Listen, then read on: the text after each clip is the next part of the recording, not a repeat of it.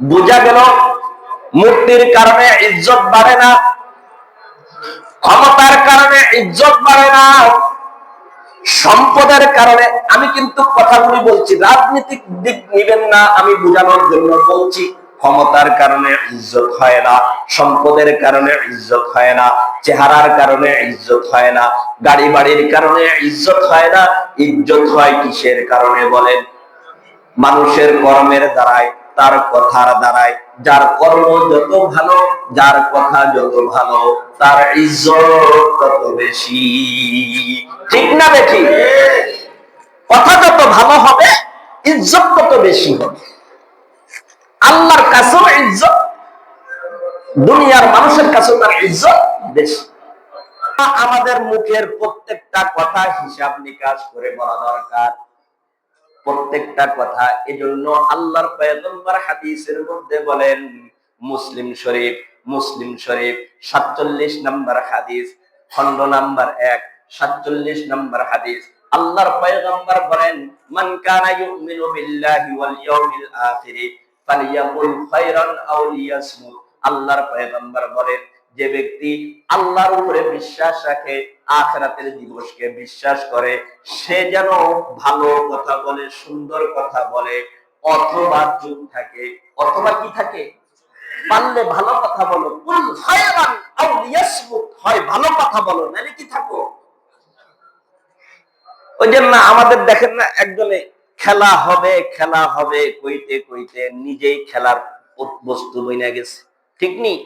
যদি জবানটাকে একটু সংযত রাখতো, যেই আসনে ছিল, অনেক মর্যাদার আসনে ছিল, তাহলে তার মর্যাদা আরো বাড়তো। কিন্তু মুখের ভাষা খেলা হবে বলতে বলতে নিজেই খেলার বস্তু হয়ে গেছে। ঠিক না বেঠি? কেউ অন্য দিকে নিবেন না। এজন্য মুখের ভাষা, কর্ম যার যত ভালো, তার মর্যাদা তত বেশি। আর ভালো কথার মধ্যে সবচেয়ে দামি কথা কোনটা? সবচেয়ে দামি কথা কোনটা? আমার সাথে সাথে বলেন, পৃথিবীর মধ্যে যত কথা আছে, সবচেয়ে দামি কথা হলো লা ইলাহা ইল্লাল্লাহ, লা ইলাহা ইল্লাল্লাহ, লা ইলাহা ইল্লাল্লাহ। আল্লাহ তাআলা বলেন, ইলাইহি ইয়াসআদুল কালিমুত তাইয়্যিব। আল্লাহ তাআলা সূরা ফাতিরের 10 নম্বর আয়াতের মধ্যে বলেন, আল মানুষকে মর্যাদাবান বানায় তার আমলে চলে, তার কর্ম, তার কথা, তার ঈমান আর আমল তাকে মর্যাদাওয়ালা বানায়। আর তার কথার মধ্যে সবচেয়ে কালিমাতুন তাইয়্যিবাতুন, কালিমায়ে তাইয়্যিবা, এটা হলো সবচেয়ে দামি কথা। আর এই দামি কথাটা কার কাছে উঠে যায়? কার কাছে? এজন্য যার কথা যত বেশি দামি, সে আল্লাহ তাআলার কাছে তত বেশি দামি। আর দুনিয়ার মধ্যে সবচেয়ে দামি কথা হলো লা ইলাহা ইল্লাল্লাহ, লা ইলাহা ইল্লাল্লাহ, লা ইলাহা ইল্লাল্লাহ, লা ইলাহা ইল্লাল্লাহ, লা ইলাহা ইল্লাল্লাহ। এটা হলো সবচেয়ে দামি কথা। কত দামি কথা, কত দামি কথা! আল্লাহর পয়গম্বর হাদিসের মধ্যে বলেন, মুসলিম শরীফ 26 নম্বর হাদিস, عن أبي هريرة رضي الله تعالى عنه أنه قال النبي صلى الله عليه وسلم من مات وهو يعلم أن لا إله إلا الله فدخل الجنة। আল্লাহর পয়গম্বর বলেন, যে ব্যক্তি মৃত্যুবরণ করলো শুধুমাত্র লা ইলাহা ইল্লাল্লাহ মুখে বললো, এমনটা নয়, মুখে বলতে পারলো না, অন্তরে অন্তরে যদি এই বিশ্বাসটাও তার যদি থাকে, আল্লাহর পয়গম্বর বলেন দাখালাল জান্নাহ, সে অবশ্যই কোথায় যাবে? আরেক হাদিসের মধ্যে বলেন মান কানা আখিরু কালামিহি লা ইলাহা ইল্লাল্লাহ, যার সর্বশেষ কথাটা লা ইলাহা ইল্লাল্লাহ হবে, দাখালাল জান্নাহ, সে জান্নাতে যাবে, জান্নাতে যাবে। যার সর্বশেষ কথাটা লা ইলাহা ইল্লাল্লাহ হবে, বলেন না লা ইলাহা ইল্লাল্লাহ, লা ইলাহা ইল্লাল্লাহ, লা ইলাহা ইল্লাল্লাহ, লা ইলাহা ইল্লাল্লাহ। এজন্য আল্লাহর পয়গম্বর হাদিসের মধ্যে এমন এমন দামি দামি কিছু কথা শিখাইয়া দিয়েছেন যে কথাগুলি, শব্দগুলি অত্যন্ত সংক্ষিপ্ত, কিন্তু এগুলার দাম আল্লাহ তাআলার কাছে এত বেশি, এত বেশি, এত বেশি। আল্লাহর পয়গম্বর এক হাদিসের মধ্যে বলেন, যে ব্যক্তি সকালে অথবা সন্ধ্যায় 100 বার বলবে সুবহানাল্লাহি ওয়া বিহামদিহি, বলেন না, বলেন না, বলেন না, সুবহানাল্লাহি ওয়া বিহামদিহি, সুবহানাল্লাহিল আযীম, সুবহানাল্লাহি ওয়া বিহামদিহি, সুবহানাল্লাহিল আযীম, সুবহানাল্লাহি ওয়া বিহামদিহি, সুবহানাল্লাহিল আযীম। আল্লাহর পয়গম্বর বলেন, যদি কোনো ব্যক্তি যদি দিনের কোন ভাগের সকালে অথবা সন্ধ্যায়, কোন কোন বর্ণনা আছে সকালে 100 বার, বিকালে 100 বার, কোন কোন বর্ণনা আছে দৈনিক 100 বার, কোন ব্যক্তি যদি বলে সুবহানাল্লাহি ওয়া বিহামদিহি, সুবহানাল্লাহিল আযীম, আল্লাহর পয়গম্বর বলেন আল্লাহ সুবহানাহু ওয়া তাআলা ওই বান্দার জিন্দেগীর সমস্ত আমলগুলোকে মাফ করে দিবেন, মাফ করে দিবেন। আল্লাহর পয়গম্বর বলেন তার গুনার পরিমাণ যদি ওয়াইন কানা মিসলু জাবাদিল বাহর, বলে তার গুনার পরিমাণ যদি সমুদ্র ফেনা পরিমাণও যদি হয়, তবু আল্লাহ তাআলা তার গুনাহগুলিকে মাফ করে দিয়ে তাকে মর্যাদাবান বানাইয়া দিবে। বুখারী শরীফের সর্বশেষ হাদিস, বুখারী শরীফের সর্বশেষ হাদিস, যে হাদিসের মাধ্যমে বুখারীর সমাপ্তি টানা হয়েছে। আল্লাহর পয়গম্বর হাদিসের মধ্যে বলেন কালিমাতান,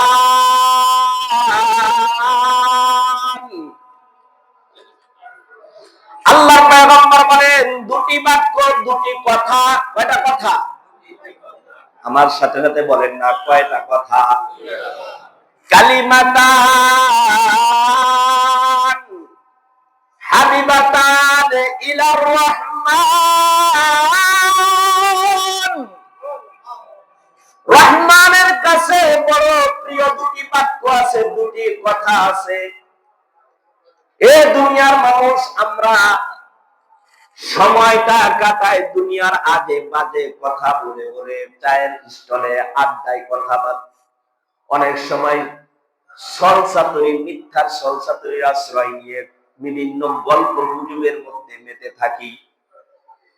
এই সময়টা যদি বাজে কথাগুলি না বলে যদি মুখের মধ্যে উচ্চারণ করতে পারতাম সুবহানাল্লাহি ওয়া বিহামদিহি, সুবহানাল্লাহিল আযীম, সুবহানাল্লাহি ওয়া বিহামদিহি, সুবহানাল্লাহিল আযীম।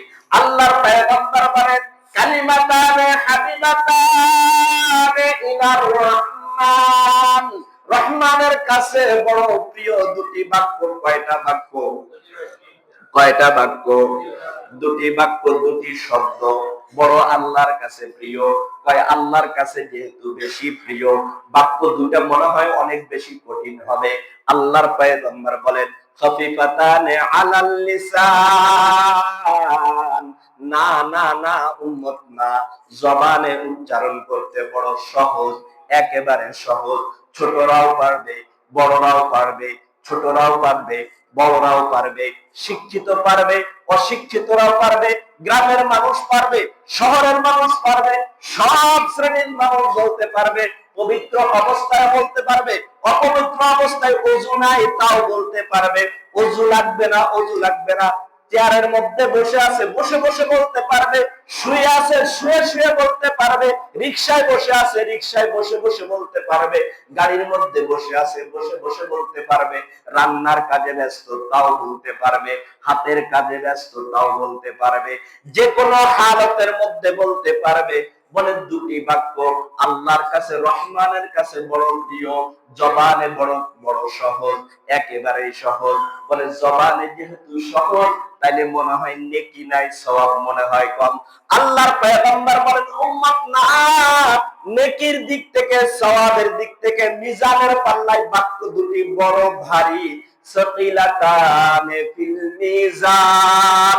আল্লাহর পয়গম্বর বলেন, কালিমাতানে হাবিবাতানে ইলার রহমান, খফিফাতানে আলাল লিসান, সাকিলাতানে ফিল মিজান। দুটি বাক্য আছে, যে দুটি বাক্য আল্লাহর কাছে, রহমানের কাছে বড় প্রিয়, জবানে বড় উচ্চারণের সহজ, আর মিজানের পাল্লায় বড় ভারী। বাক্য দুটি কি? বলেন আমার সাথে সবাই, বলেন সুবহানাল্লাহি ওয়া বিহামদিহি, সুবহানাল্লাহিল আযীম, সুবহানাল্লাহি ওয়া বিহামদিহি, সুবহানাল্লাহিল আযীম। যারা ইজ্জত চাই, দুনিয়াতে ইজ্জত চাই, আখিরাতে ইজ্জত চাই, আমাদের উচিত পোশাকের মাধ্যমে ইজ্জত তালাশ নয়, চেহারার মাধ্যমে ইজ্জত তালাশ নয়, ক্ষমতার মাধ্যমে, ধন সম্পদের মাধ্যমে ইজ্জত তালাশ নয়, ক্ষমতার মাধ্যমে নয়, পদমর্যাদার মাধ্যমে নয়, গাড়ি বাড়ির মাধ্যমে নয়, বরঞ্চ ইজ্জত যদি চাই সেটা দুনিয়াতে হোক, চাই পরকালে হোক, ইজ্জত যদি পেতে হয় তাহলে নিজের কর্মকে, নিজের কথাকে, নিজের আমলকে সুন্দর করতে হবে। করবো তো ইনশাআল্লাহ।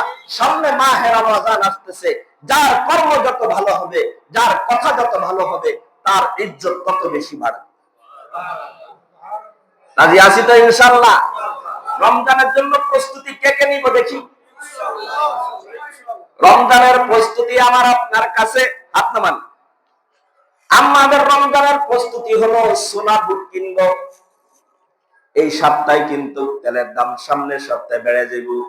মাহে রমজানের উপলক্ষে তেল কিনা, এক মাসের জন্য তেল স্টক করে ফেলবো।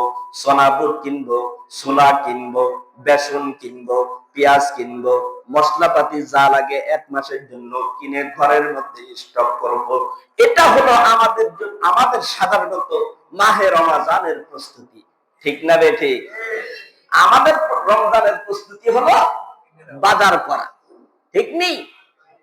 মাহে রমজান কি খাওয়ার জন্য?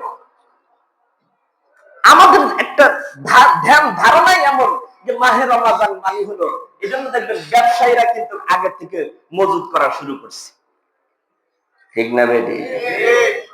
ব্যবসায়ীরা জানে যে রমজান উপলক্ষে চিনির চাহিদা বাড়বে, সোনা বুটের চাহিদা বাড়বে, বেসনের চাহিদা বাড়বে, হলুদ মরিচের চাহিদা বাড়বে, পেঁয়াজ রসুনের চাহিদা বাড়বে। এজন্য ব্যবসায়ীরা মজুদ করা শুরু করছে। রমজান আসলেই সবকিছুর দাম একটু বেড়ে যায়। কথা ঠিক নেবে? ঠিক।